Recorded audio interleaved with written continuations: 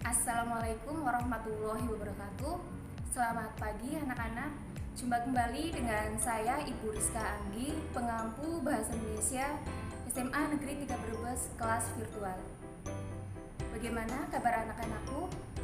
Semoga dalam keadaan sehat walafiat dan tanpa kekurangan apapun. Baik anak-anakku, pada hari ini kita akan mempelajari tentang masih bab 2, yaitu fakta dan opini dalam teks eksposisi. Mari kita simak bersama-sama materi hari ini. Untuk pembelajaran daring hari ini, yaitu kita akan mempelajari bab yang kedua tentang fakta dan opini teks eksposisi. Nah, anak-anakku, eksposisi ini ya, sebelumnya tentu kalian sudah pernah mempelajarinya waktu SMP.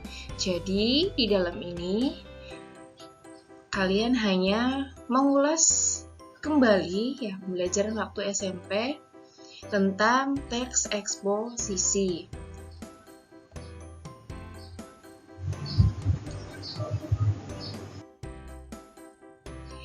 Baik, apa yang kalian ketahui tentang eksposisi? Apa itu teks eksposisi? Ya, di sini saya akan memunculkan beberapa kata. Yang pertama, argumen. Kemudian, kedua, fakta. Ketiga, informatif. Keempat, ada kata pendapat atau opini. Kata wawasan. Dan yang terakhir ada kata mempengaruhi. Nah, dari beberapa kata yang saya munculkan, coba ada pandangan kalian apa itu teks eksposisi? Ya, mari kita lihat bersama-sama. Jadi, pengertian teks eksposisi yaitu teks yang berisi tentang pendapat atau argumen kita ya terhadap suatu agar membaca mengetahui informasi yang ingin kita sampaikan. Di sini guna untuk menambah wawasan daripada si pembaca itu sendiri. Ya. Ini pengertian dari teks eksposisi. Berikutnya, kita ke ciri-ciri teks eksposisi. Ada apa saja? Ya, ciri yang pertama itu informatif. Jadi, teks berisi informasi.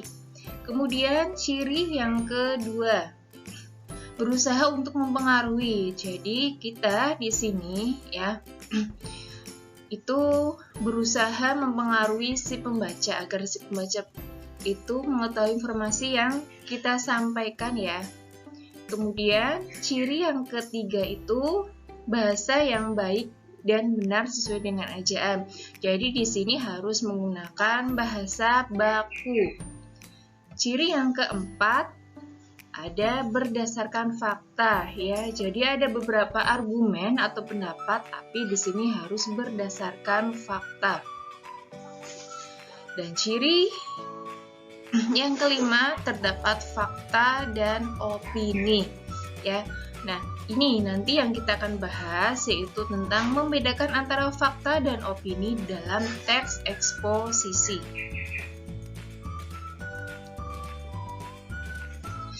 Baik, tadi unsur teks eksposisi itu ada apa saja? Yang pertama, ada fakta. Apa itu fakta? Fakta adalah hal, keadaan, peristiwa yang merupakan atau sesuatu yang benar-benar terjadi. Nah, ini fakta ya. Kemudian, apa itu opini atau pendapat? Opini sendiri merupakan buah pemikiran berupa penilaian, kritik, prediksi atau dugaan, harapan, dan saran penyelesaian. Baik, itu adalah unsur teks eksposisi. Selanjutnya, untuk kita bisa membedakan mana sih itu fakta dan mana itu opini. Nah, ciri fakta yang pertama itu bersifat objektif. Ya, Kemudian yang kedua itu memiliki data yang akurat. Jadi di sini biasanya sebuah fakta itu memiliki data yang memang akurat ya, bisa berupa seperti angka, statistik, atau berupa diagram, grafik, ya kurang lebih seperti itu. Dan ciri yang ketiga benar-benar terjadi, ya jadi peristiwanya itu memang benar terjadi. Dan ciri yang keempat mengandung kepastian. Selanjutnya, ciri opini. Sekarang ciri opini itu tadi ya, untuk fakta itu bersifat objektif, sedangkan ciri opini itu bersifat subjektif. Kemudian ciri yang kedua mengandung pendapat pribadi atau orang lain. Ini ya namanya juga berargumen. Jadi itu pendapat orang lain atau pribadi. Ciri yang ketiga, opini mempunyai kata bersifat relatif atau kemungkinan. Biasanya saya tambahkan, biasanya itu menggunakan kata seharusnya, bisa, kemudian semestinya, jadi ya mungkin seperti itu, atau bisa berupa seperti saran. Ya, itu baik ciri-ciri dari fakta dan opini. Selanjutnya perhatikan teks berikut ini, ya anak-anak, diperhatikan. Pemerintah harus segera turun tangan untuk menyelesaikan masalah penebangan hutan secara liar.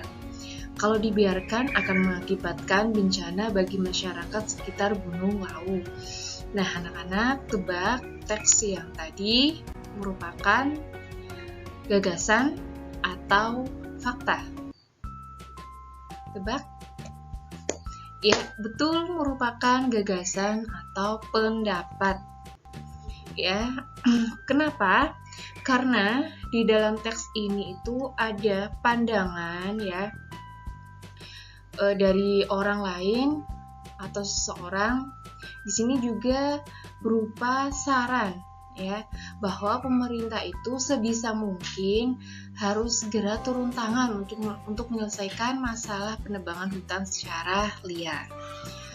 Teks yang berikutnya, hutan gundul telah mengakibatkan tanah di Gunung Lawu mengalami longsor dan menimpa 12 rumah di warga desa Jamus Ngawi.